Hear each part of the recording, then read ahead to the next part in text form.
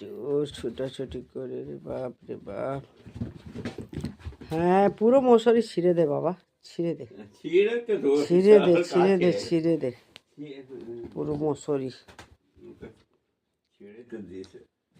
তোর মাও পাগল হয়ে আছে।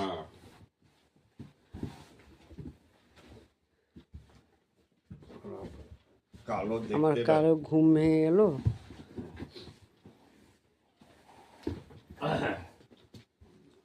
বাইরে বেরো।